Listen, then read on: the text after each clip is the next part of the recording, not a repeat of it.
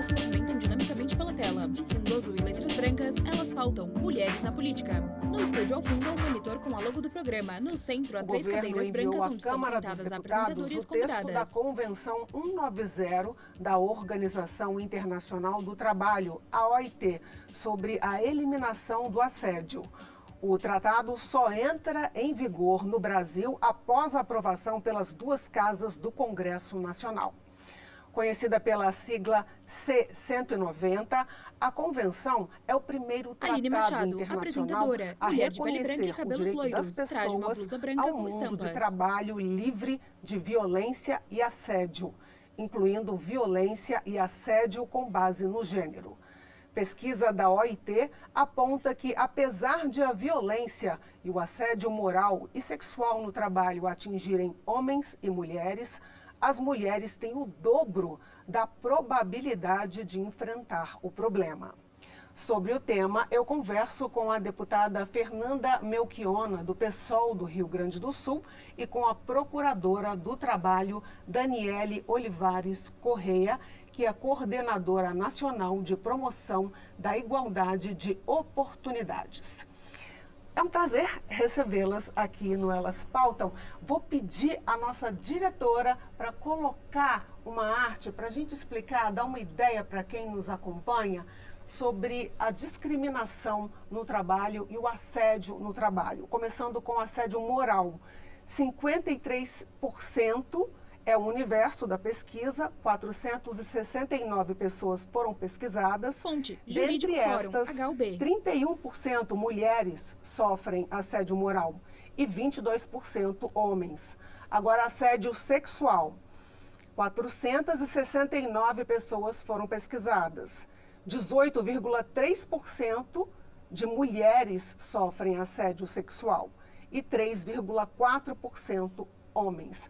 A minha pergunta para as duas é: por que em sua grande maioria a mulher é a vítima? A imagem retorna ao estúdio. Principalmente na questão do assédio sexual, isso ocorre por conta da cultura Assédio no mundo do trabalho. machista, né? De uma cultura patriarcal que nós temos, uma cultura ocidental patriarcal, não é só no Brasil, né? Todo mundo ocidental tem essa cultura, que faz com que as mulheres acabam sendo objetificadas. E isso está em todos os espaços, não só nos ambientes sociais, mas principalmente também nos ambientes de trabalho. Então, a mulher acaba sendo a maior vítima desse tipo de comportamento Daniela Olivares sexual, Correia, Ministério né? Público do Por Trabalho. ser vista como objeto, por ser vista como uma pessoa inferior. Então, tem essa relação de poder, né, entre o homem e a mulher, onde na questão da divisão sexual do trabalho, a mulher, né, pela cultura que nós temos, acaba ficando com a responsabilidade dos Assédio no mundo cuidados do e o trabalho. homem com a responsabilidade de ser o agente produtivo, né, que traz, na realidade, o rendimento para a família, para tudo isso. E por conta dessa situação, dessa cultura, a mulher acaba não sendo vista como uma profissional competente ali.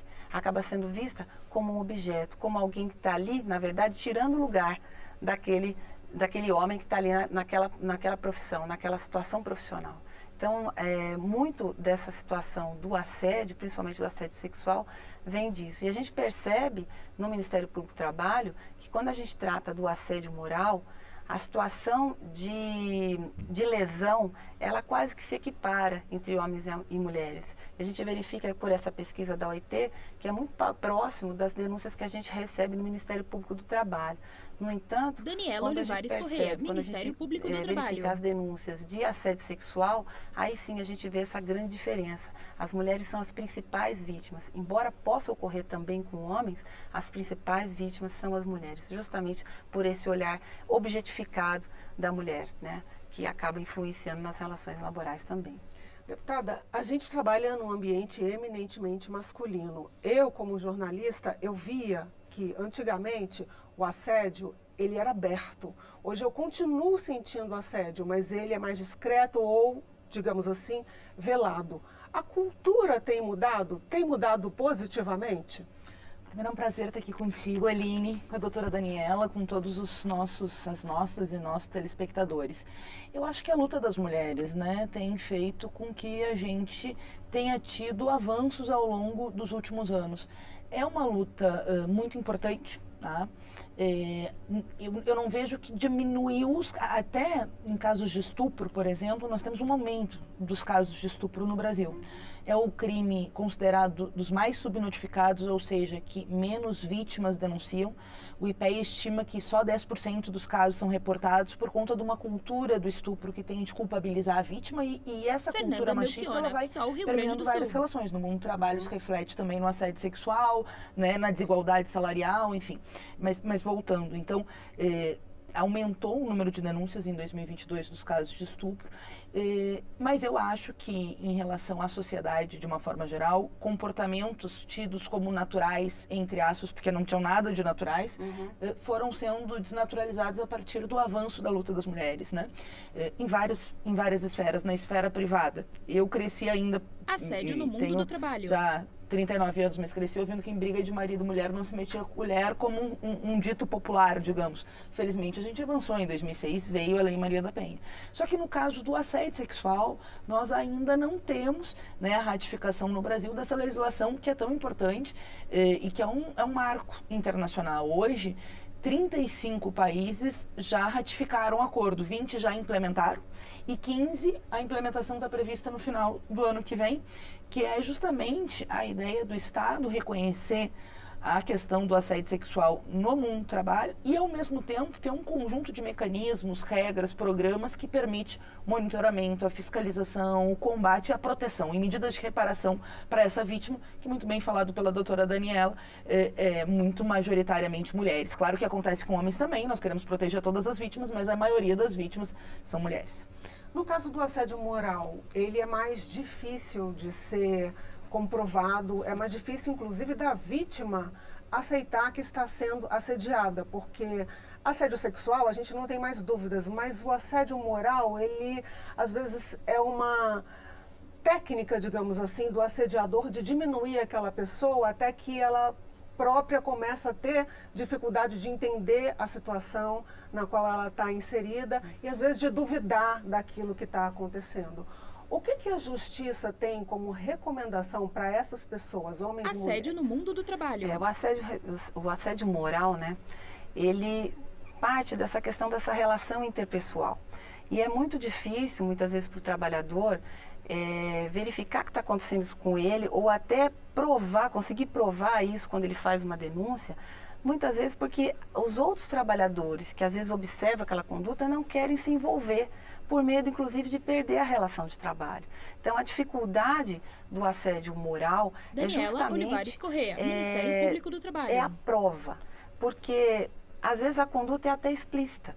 Porque a pessoa vai se sentindo humilhada, às vezes, ou porque não passam uma tarefa para ele diária para ele desenvolver, ou porque ele tem um excesso de fiscalização, que é diferente em relação aos demais trabalhadores, ou porque ele nunca é convidado para fazer parte dos grupos de capacitação ou dos grupos de discussão daquele trabalho, fica sempre à margem, ou realmente acaba ficando com escalas de trabalho diferenciadas que dificultam o acesso dele ao trabalho, que dificultam o acesso dele até ao lazer, a saída do trabalho, ou seja, ele vai sendo prejudicado de diversas maneiras, de formas diferentes, e fica difícil, de fato, para ele provar, porque sempre há aquela justificativa, não, mas nós precisávamos de alguém para fazer aquela escala naquele momento. Mas essa conduta no trabalho, somada a outras condutas, Daniela acaba Olivares Corrêa, Ministério Público do Trabalho. Uma situação fática que comprova esse assédio. Mas, de fato, para o trabalhador fica muito difícil, porque ele se vê envolvido, tem medo de fazer a denúncia e ainda piorar a situação em relação a ele.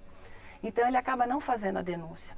Ou, por isso que é importante que a empresa tenha dentro da sua gestão um canal de denúncias onde esse trabalhador possa fazer a denúncia de forma anônima. Então, o Ministério Público do Trabalho, sempre quando investiga esse tipo de fato e quando propõe às empresas um termo de ajuste de conduta, uma das obrigações é justamente criar um canal de denúncia onde esse trabalhador possa fazer o relato desse fato de forma anônima, inclusive, para que a empresa possa fazer uma investigação e punir aqueles trabalhadores, aqueles prepostos que estão lesando o colega de trabalho, né?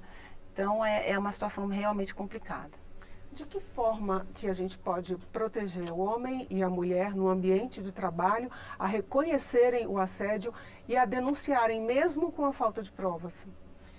Olha, eu acho que a convenção ela é importante justamente por criar uma série de responsabilizações para os estados, para as instituições, estado eu digo os entes, né, federados, claro, né, todos que estão envolvidos, mas ela prevê uma série de ações que passam por mecanismos de prevenção, sistema de inspeção, que eu acho que é muito importante ter um sistema de inspeção montado para combater casos de assédio no mundo do trabalho, políticas e programas de segurança no trabalho e a questão de medidas de reparação e apoio eficazes para a vítima. Então, para as vítimas ou para a vítima, né?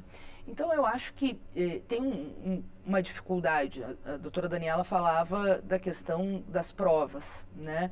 A gente sabe que tem essa dificuldade do trabalhador ou a trabalhadora muitas vezes reportar o assédio sabendo que é vítima do assédio, né? Eu já fui presidente da Comissão de Direitos Humanos quando era vereadora, agora estou deputada. Então, trabalhadores que sabem, mas é sempre uma dificuldade provar frente ao judiciário, né? Porque os outros colegas podem ser demitidos se denunciarem, porque sempre não se busca caracterizar, porque o assédio moral é marcado por uma prática sistemática, reiterada, né? De fiscalização distinta de outros colegas de palavras, de baixo calão ou de demérito à pessoa, ou situações que inviabilizem, impeçam a pessoa ir ao banheiro, fazer necessidades fisiológicas. Teve uma empresa, que a senhora deve lembrar, que dizia para os trabalhadores usar fraldas durante um determinado tempo, foi um caso há 10 anos atrás, ou de ridicularização desse trabalhador frente aos colegas do trabalho. E no caso do assédio sexual, bom, a convenção ela é bem forte em relação a isso, como o TUVT disse, é a primeira convenção internacional da OIT que pauta concretamente, e nós temos muitos casos no Brasil, né? Segundo o TST, divulgou em 2022, tem uma média de 378 ações por assédio sexual no ano de 2022, pegou a média do ano. Isso dá uma média de um caso de assédio sexual a cada 2 horas por dia. Então, não é algo pequeno, nós estamos falando de um número extremamente alto. Quando ele é notificado. Quando ele é notificado, exatamente, Aline. E ao mesmo tempo que ainda está invisibilizado. Porque muitas vezes essa trabalhadora, e eu digo trabalhadora porque a maioria são mulheres, bom, se sente sozinha, não tem esses canais, não tem a publicidade da busca dos direitos dessa mulher, não tem, né, seja de programas internos, seja políticas de inspeção e monitoramento permanentes das instituições. Fernanda Melchiona, Sol, Rio Grande do Sul. As empresas e o mundo do trabalho. Então, a convenção pode ajudar muito nesse sentido. Era essa a minha pergunta, qual é a força da convenção? Por que o Brasil precisa assinar? Assédio no mundo do trabalho. O sistema de acolhimento dessa trabalhadora que foi vítima do assédio sexual, porque o que impede muitas vezes é esse julgamento público que a mulher fica sujeita quando faz esse tipo de denúncia, porque infelizmente acaba sendo culpabilizada por aquela atitude que ela sofreu, né? Então, até por medo de ter interferência no casamento, nas suas relações pessoais e também em relação à relação ao contrato de trabalho, ela acaba não fazendo a denúncia. E em relação a esses dados, acho que é importante também, o Ministério Público do Trabalho, nós fazemos um levantamento do número de denúncias relativas ao assédio sexual. Só esse ano passou de 1.200 denúncias de assédio sexual no Ministério Público do Trabalho, né? Houve um aumento do ano de 2020 para cá de 250% dos casos de denúncia. E a convenção é muito importante. Por quê? Porque ela vai trazer esses mecanismos de controle através de uma gestão voltada à prevenção, à medição dessa sistemática dentro da empresa e a fiscalização e a punição daqueles trabalhadores ou daqueles prepostos que estão envolvidos com essa situação. E além também desse sistema de acolhimento que precisa ter para essa mulher. Então, inclusive a própria convenção ela prevê que o assédio, né, a violência e o assédio no trabalho, ele tem que estar previsto também nos riscos para o trabalho dentro da empresa. Então, ele também tem que ter uma previsão na medicina e segurança do trabalho, porque ele também é visto sob o aspecto da saúde do trabalhador. Inclusive, em relação àquela trabalhadora que, por exemplo, tem um local de trabalho distante, né? Ou ela trabalha sozinha em determinado posto de trabalho. Tudo isso é um risco aumentado que precisa Assédio ser no mundo do trabalho. visto e que precisa ser, então, medido e prevenido, né? Através de um sistema de gestão de saúde e segurança. Claro que a Câmara e o Senado precisam aprovar, basicamente depende dos presidentes das duas casas, pautar definitivamente em plenário, mas qual é a situação atual da mensagem da qual o Brasil pode ser signatário? Nós esperamos que o Brasil seja signatário, né? Porque é preciso ter políticas efetivas para combater esses crimes contra as mulheres. E recentemente votamos a legislação da igualdade salarial, que óbvio precisa ter toda uma estrutura de fiscalização, mas é um avanço na legislação, fruto da luta das mulheres. Fernanda Melchiona, PSOL, Rio Grande do seria Sul. um avanço muito importante nesses casos de prevenção, reparação, inspeção, política pública de proteção, né, desses trabalhadores, sobretudo dessas trabalhadoras, porque a maioria são mulheres. O ritmo dele agora ele está na Comissão de Relações Exteriores. Eu sou relatora na Comissão de Relações Exteriores. Passando pela Comissão de Relações Exteriores, ele vai ainda para a Comissão da Mulher, para a Comissão do Serviço, da Comissão do Trabalho, para a Comissão de Direitos Humanos e depois para a Comissão de Constituição e Justiça. Né, essa tramitação nas comissões. Claro que a qualquer tempo, né, tendo essa maioria, se pode ir para direto a plenário, como várias legislações acontecem na Câmara dos Deputados, com regime de urgência. Né? E nós esperamos que seja uma urgência proteger a vida das mulheres e garantir com que o Brasil também ratifique a importante Convenção 190. Em relação às empresas naturalmente que cabe a elas publicizar todas as normas de conduta. Assédio no mundo do trabalho. Em relação à prevenção, inclusive. Agora, e em relação ao serviço público, o Ministério Público do Trabalho, ele preconiza algum tipo de cartilha para prevenir o assédio moral e sexual no ambiente público de trabalho para o servidor? Sim, sim. O Ministério Público do Trabalho atua tanto no setor privado quanto no setor público, porque essa questão, ela envolve, na verdade, uma questão de saúde. Daniela Olivares Corrêa, então, Ministério Público nós do temos, Trabalho. inclusive, diversas parcerias com diversos órgãos públicos, onde a gente até capacita, né, os gestores em relação à questão do assédio moral, do assédio sexual. O Ministério Público do Trabalho tem uma série de cartilhas que tratam especificamente desse assunto e que são disponíveis, né, para quem quer que seja, né, para todo cidadão, inclusive para o serviço público. A gente disponibiliza essas cartilhas para as instituições que nos procuram. Então, a gente falou bastante de empresa, mas a gente investiga tanto o setor público quanto o setor privado. Deputada, qual é a sua expectativa em relação ao tempo? A senhora falou em relação ao ritmo. Agora, alguns países já assinaram, o Brasil ainda não. Por quê? Olha, foi enviado já, né, nesse ano para ratificação, porque a Câmara e o Senado precisam ratificar. Né? Então já tem uma sinalização do governo de assinar, né? Já falta a ratificação pelas casas legislativas. Eu acho que é essa pressão de fora para dentro da Câmara dos Deputados para colocar como prioridade também na pauta legislativa uma mensagem, ou enfim, uma convenção como essa que na forma da legislação fica como uma mensagem, né? Mas enfim, de qualquer maneira, a pressão é que isso aconteça.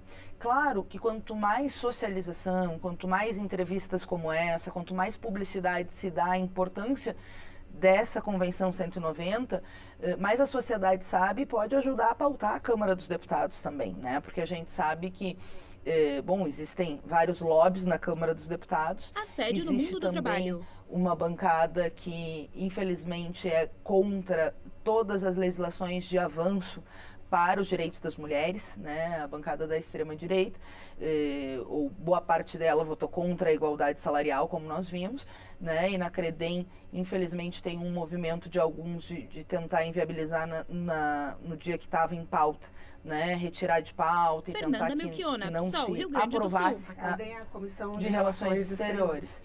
Mas eu acho que tem né, uma condição de uma maioria social, né, que evidentemente é a favor de matérias como essa, de projetos como esse e sobretudo de responsabilização, né, porque tu perguntava, né, Aline, em relação ao serviço público.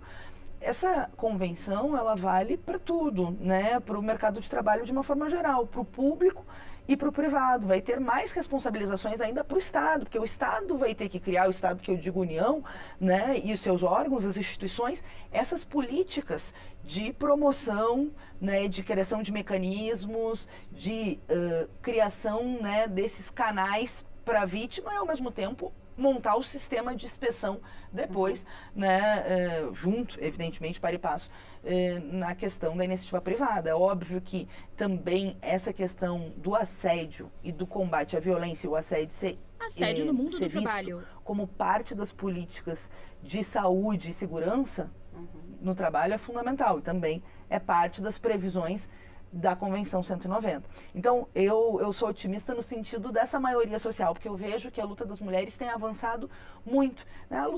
A latência, né? Tu falava sobre a questão do assédio, se a gente pega propagandas, é claro que ainda tem machismo e sexismo, mas tem muito mais mulheres que se levantam e solidariedade de homens, etc., frente a comportamentos, né?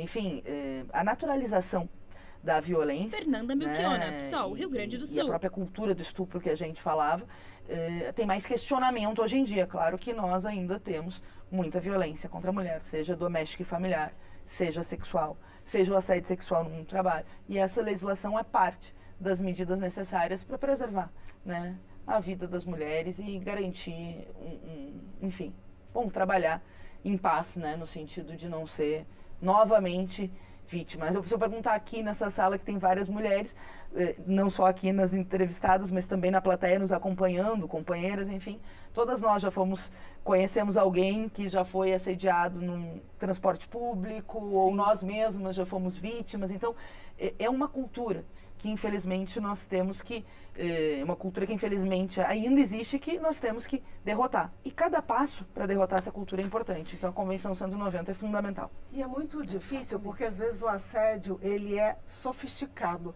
Eu digo isso porque eu me deparei com algumas pesquisas, pesquisando para esse programa sobre assédio. O outro programa era sobre licença maternidade, licença paternidade ou licença compartilhada. E existe um overlapping entre os dois assuntos, porque as pesquisas mostram que as mulheres voltando da licença maternidade têm mais chance de serem demitidas e o homem, quando volta da licença paternidade, 0 casos de vulnerabilidade. Nesse caso, a legislação também tem que mudar. Eu sei que o debate é além do tema proposto para esse programa, mas não tinha como tocar nesse assunto, porque a licença compartilhada, quando o homem e a mulher dividem as responsabilidades, quando eles são copartícipes na educação de uma criança, isso fortalece também não só a criança, não só o vínculo familiar, mas a posição da mulher no mercado de trabalho, não é? Sim, a mulher, ela acaba sendo discriminada no mercado de trabalho justamente assédio no mundo do trabalho por conta da situação da gravidez. Então, é muito comum que quando ela volta da licença maternidade, passa aquele período da estabilidade da licença, ela acaba sendo demitida com o tempo. E por que isso acontece? Por conta justamente da divisão sexual do trabalho. Porque como para a mulher ficou aquele dever do cuidado, quem falta no trabalho para levar os filhos, por exemplo, ao acompanhamento do pediatra, é a mãe. Quem cuida do filho e quem vai às reuniões da escola e quem leva para a escola geralmente é a mãe. Então, ela acaba se ausentando do trabalho e muitas vezes não produzindo como se esperava após ter um filho. Por quê? Porque a criança fica doente, Daniela porque Olivares existem Corrêa, situações Ministério familiares Público que do Trabalho. ocorrem e por conta dessa cultura que nós temos, acaba ficando a mulher sobrecarregada. Então, essa questão dessa licença compartilhada é bem interessante no sentido de que assédio no tira mundo do trabalho do Estado a decisão de quem vai cuidar da criança e parte essa decisão para o casal. O casal vai decidir. Né? E isso pode beneficiar, sim, as mulheres no sentido de que elas não seriam vistas, né, como trabalhadores que possam se ausentar. Por quê? Porque o cuidado vai ser dividido entre ambos, entre o casal. E tem a questão também do fortalecimento do vínculo, né, do filho com o pai, que é muito importante também. Então, é um assunto interessante para a gente debater e eu acho que dá para falar horas sobre isso, né? Porque essa questão da divisão sexual do trabalho, ela implica em muitas situações na relação de trabalho. Ela vai implicando em muitas situações da nossa legislação que precisa ser revista. Aqui foi construída uma estrutura com base numa cultura. A cultura vai avançando, a gente precisa modificar a estrutura também. Com certeza, e além dessa questão de avançar na licença compartilhada, né, aumentando o tempo, mas garantindo que possa ser compartilhada para, de novo, o cuidado dos filhos não ser encarado como uma responsabilidade só da mulher, né, mas sim Fernanda né, Melchiona, do casal. Sol, Rio Grande do Sul. Além disso, eu acho que também a gente precisa avançar na questão do trabalho de cuidados, né, reconhecer esse trabalho de cuidados. É um trabalho não pago. Né, que é o cuidado de tudo. Quando a gente fala do trabalho de cuidados, a gente está falando, né, de todo o trabalho de cuidado em casa, de manutenção da casa, de criação dos filhos. Enfim, é um trabalho que não é reconhecido e ele é extremamente importante. É um trabalho de CEO não remunerado. Os CEOs são super bem remunerados, mas a principal... E executado basicamente por mulheres. Responsabilidade de uma vida, ou de várias vidas. E quando remunerado, Aline, remunerado mal. Assédio no Porque as mundo do trabalhadoras trabalho. domésticas são mal remuneradas e as cuidadoras são mal remuneradas, né? Que nós precisamos avançar na legislação para garantir direitos para essas cuidadoras, mas também, quando ele é mal. A maioria mulheres negras, né?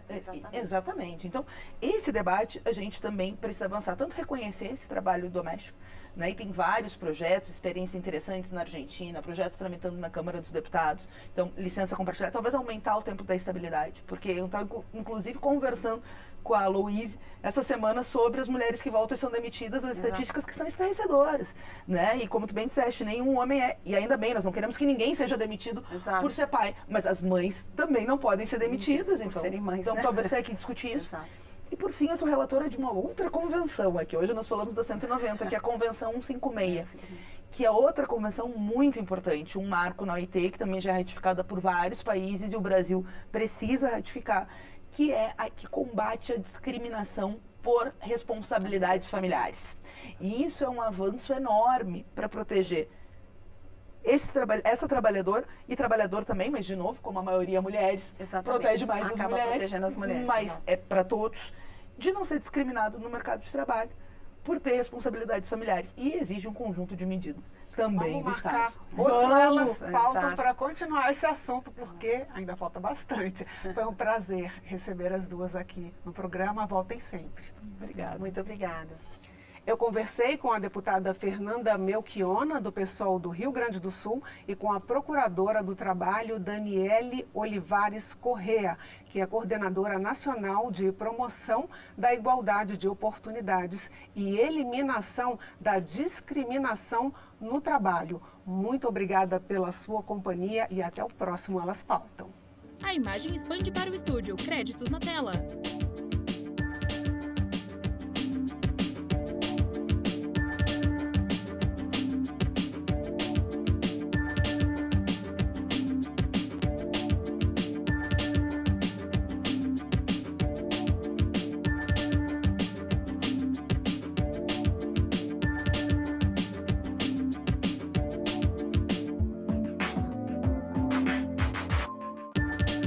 Câmara dos Deputados, Brasília, novembro de 2023. Câmara.leg.br